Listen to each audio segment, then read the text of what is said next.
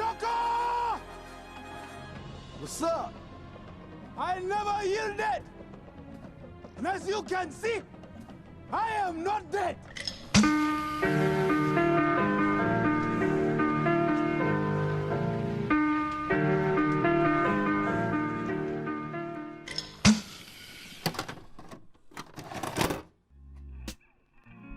The scene you just watched is from the 2018 film Black Panther, although I'm sure you knew that already because when this movie came out, it was inescapable.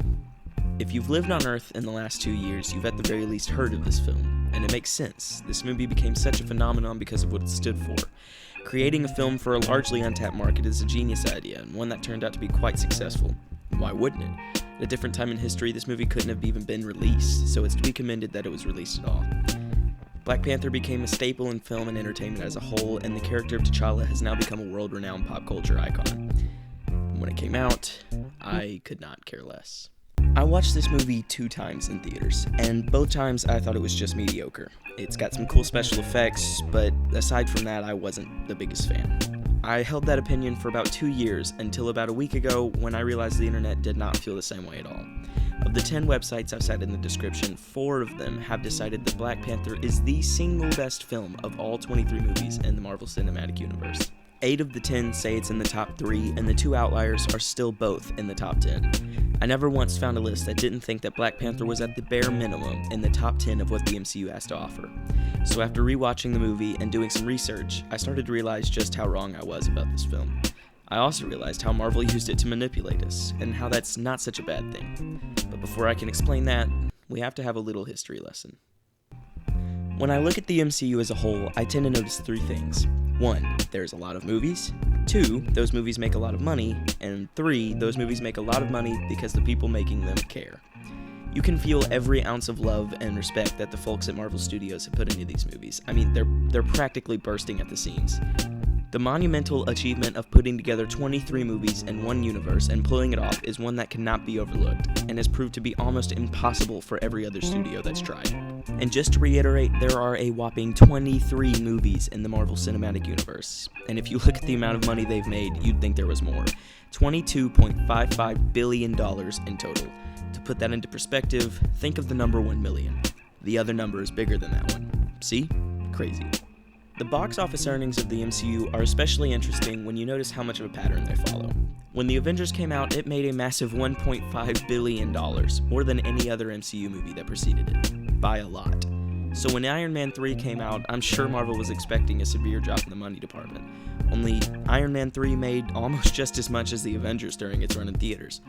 That momentum obviously couldn't last, but they would see still higher box office returns for the rest of Phase 2, with the only exceptions being Ant-Man and Doctor Strange, which still made more money than they would have otherwise.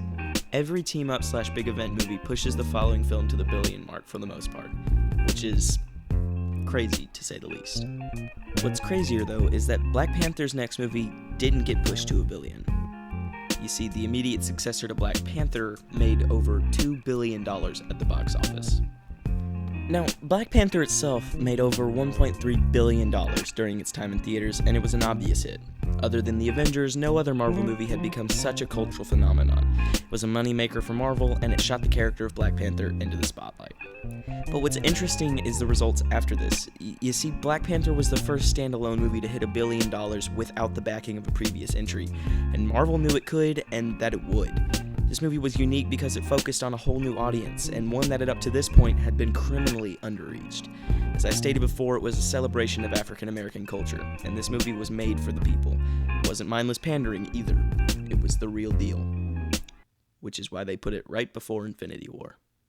Okay, so obviously the third Avengers movie would have made enough money without Black Panther's help. After all, it was the first part to the culmination of this entire universe. But there's no doubt that it definitely pushed it just a little farther, quickly becoming the 5th biggest movie of all time with Black Panther in 12th place. The next and last film of 2018 was Ant-Man and the Wasp. And did it manage to break $1 billion? No, it did not. Look, I'm sure Disney was hoping that the Avengers would have the same effect when it came time for Ant-Man's sequel, but the character just isn't as popular as, say, a Spider-Man or Iron Man, so there just wasn't a big enough market to push it over the edge. But with $622 million, it did make more than the first film, so it does have that going for it, likely due to the cliffhanger ending of Avengers Infinity War. Ending 2018 with two of the biggest movies of all time is nothing short of a once-in-a-lifetime event. Like catching lightning in a bottle, a seemingly impossible task, one that could not repeat in 2019, because they made three of the biggest movies of all time instead. 2019 will probably go down as the single biggest year not only for Marvel Studios, but film as a whole for the foreseeable future.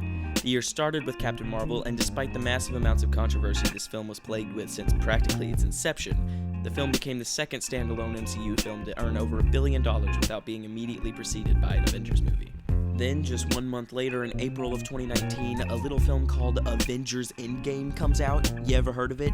I mean, come on, you already know this. It broke like all the records and became the highest grossing movie of all time with over $2.8 billion.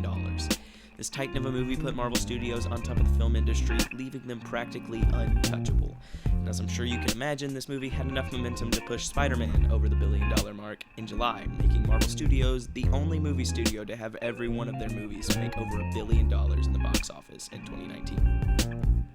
Now, aside from this being a trip down memory lane and a bunch of money talk, I brought all this up to you to illustrate the point I'm about to make. Marvel is manipulating you, in a good way. And it started with Black Panther. The cultural significance of Black Panther was no surprise. If I've said it once, I've said it 1,000 times. That movie single-handedly brought a new demographic that was largely unrepresented into these films and led them straight into Avengers Infinity War. It was a calculated move all along. Marvel knew that if you spent time pouring into something that people will care about, that they'll go wherever you point next. Black Panther, Infinity War, Ant-Man and the Wasp, Captain Marvel, Avengers Endgame, and Spider-Man Far From Home were all lined up perfectly and meticulously from the start. We're being manipulated by our love of these pop culture icons. We're being led out of one film into the other in droves and sending Marvel stock prices sky high because of 11 years of love and a brilliant business strategy that started at Black Panther.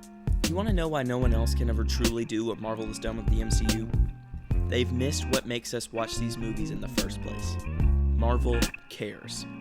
They care about the characters, they care about the stories, they care about the people making them, they care about the people watching them, and they care about how you feel when you're watching them. And if they're using superb placement of movies to get us to keep giving them our money, then I'll still be the first one in line every single time. And I really don't think this is going to stop anytime soon. Marvel has planned out the next 10 years of movies by this point, and they don't show signs of slowing down anytime soon. The floodgate has been opened. The demand to see more from these characters from every people group, every demographic, is so strong that we will continue to see Marvel break $1 billion movie after movie for years to come. Because we will keep watching them. But that's besides the point. If it weren't for Black Panther and the films released after it, we might not be able to say that Avengers Endgame is the biggest movie of all time. And this movie that I thought was largely mediocre at the time, I now see as the start of a film renaissance. And honestly, for the last 2 years, I've been waiting for people to shut up about this movie. But now I see that I should have joined in on the conversation. We needed Black Panther. It was a beautiful love letter to an untapped market and an equally beautiful means to an end.